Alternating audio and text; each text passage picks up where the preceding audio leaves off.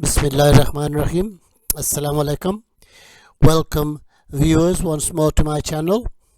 So today we've got a slightly different subject, and within that going to be covering various topics. So the subject is of course maths, and the one that we will be covering is called rounding. So one of my friends requested me to do this because one of his children preparing for the 11 plus, so it's a very popular topic both on the 11 plus, the SATS papers, and of course for the GCSE. Okay, so once again, if you're new to my channel, you are most welcome, and don't forget to hit that like button, share my videos, and more importantly the bell icon, so that you are informed of any new videos that I upload.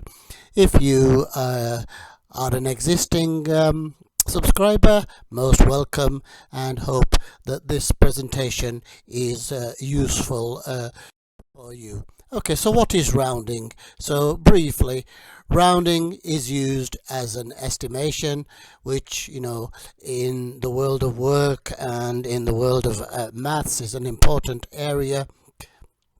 So it's a way of changing something that's really complicated, perhaps a big number, into something that is more simple and can be quickly used. But of course it has its disadvantages, and the disadvantage is that it's not an exact answer, and for many things that's very important.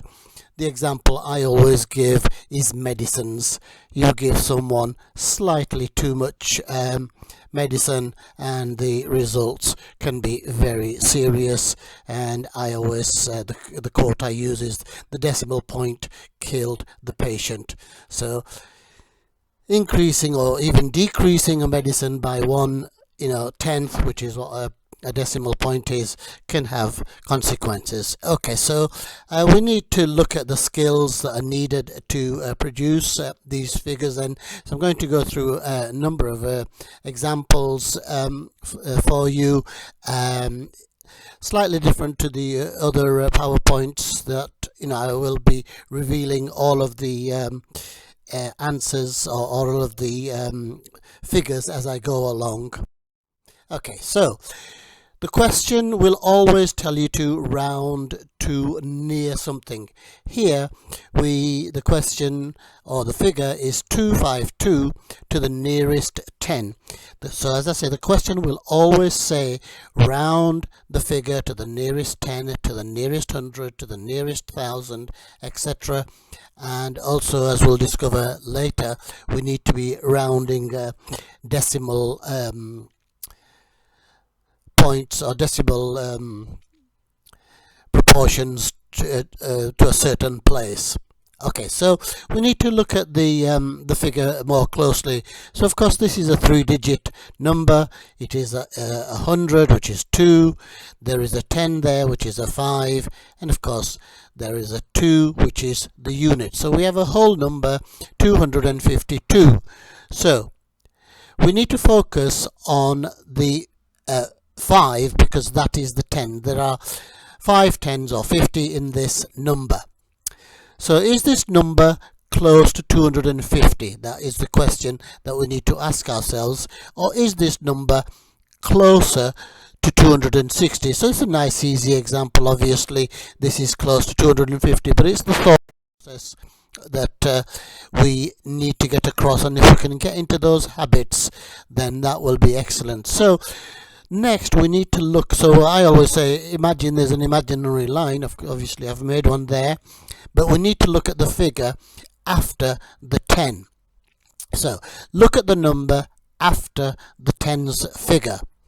So what you need to ask yourself is that 4 or less? If it's less, then we keep that 10 number the same. So in this case it's 5. And if it's more, then we would change that to a 6.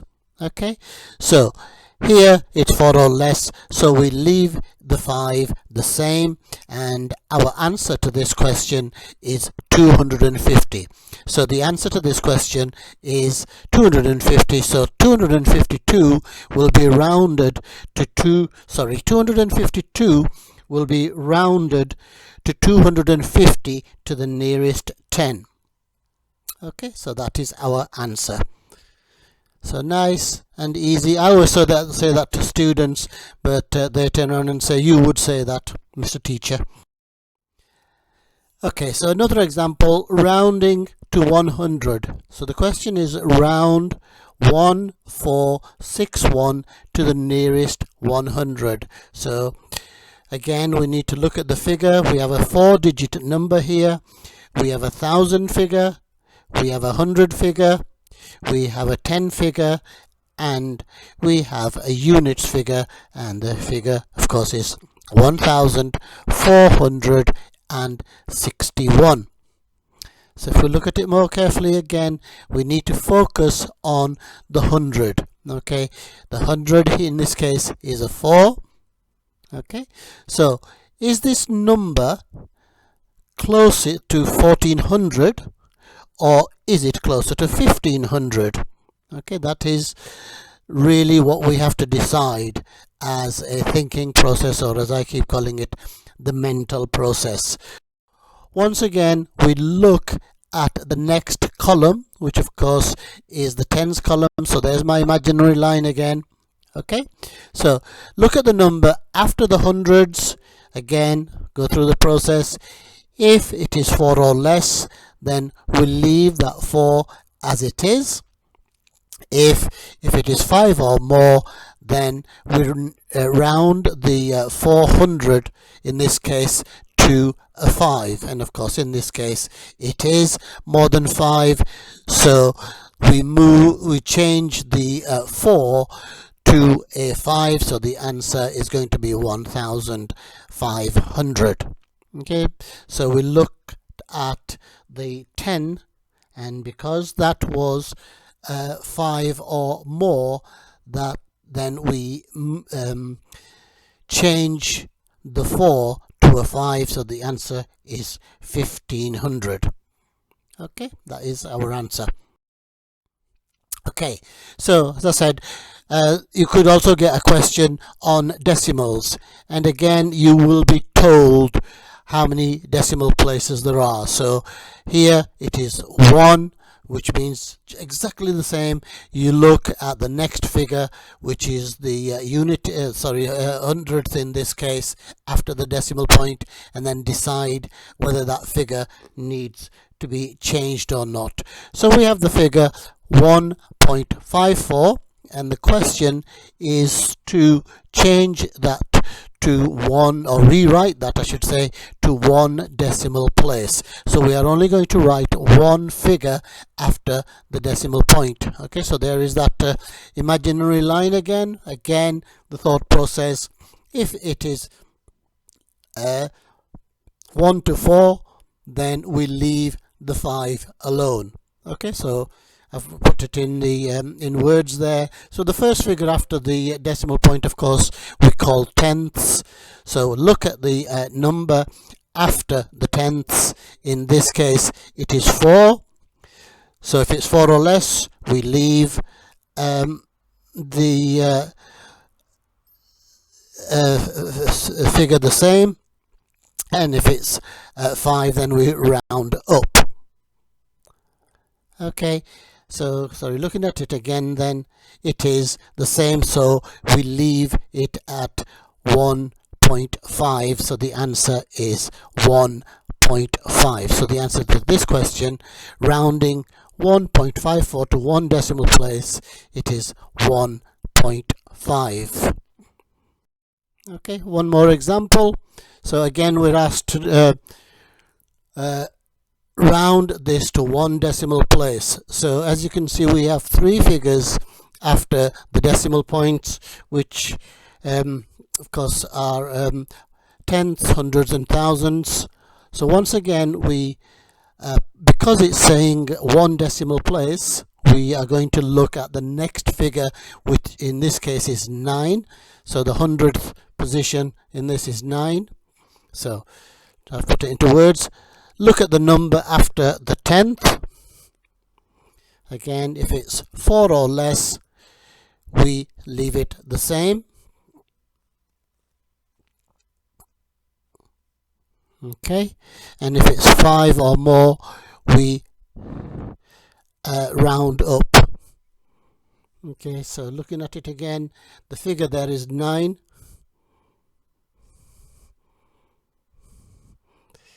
So it's 5 or more, so we round the 2 in this case to 3. So the answer to this question is 1.3. Okay, so I hope you've understood that. So finally I've got slightly challenging questions which I will ask, and I will reveal the answer in a short while after I've asked the question. So the question is, a farmer measures his field as being 450 meters long. Can you round this to the nearest 10? Okay, I'm going to give, so you can pause the video and think about it and write the answer. I'm going to pause for about 5 seconds so that you get the chance to do that, and then I will reveal the answer.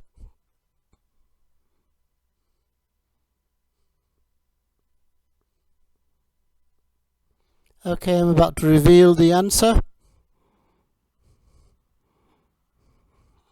Okay.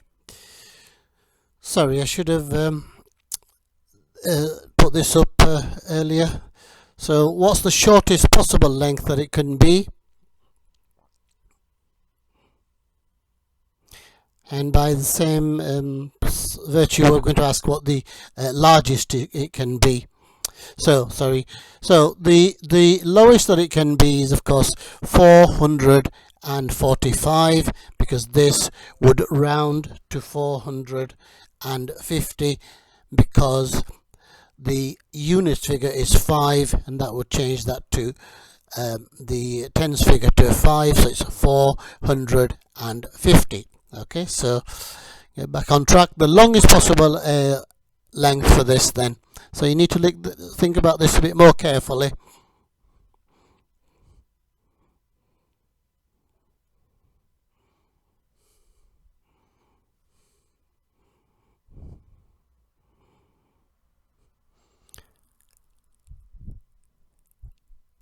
Okay, so I'm about to reveal the answer.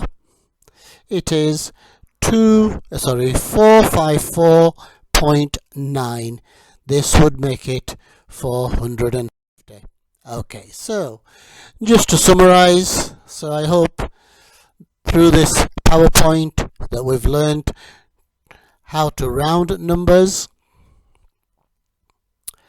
We've looked at both whole numbers and decimals, and turned those into either tens, to the nearest 10, to the nearest 100, and to a decimal place. And I've tried to work backwards, though not very successfully, to estimate a rounded number that it might have been. Okay, so that is the end of the explanations. So all that remains is for you guys to some questions. So I'm going to put this up for about 10 seconds so that you get the chance to look at them, and then of course I've got the answers. So firstly, there are 2 slides. This one which has 5 questions, firstly to the nearest 10, then to the nearest 100, and then the next slide has got 10 questions on decimals. So if I leave this up for a short while,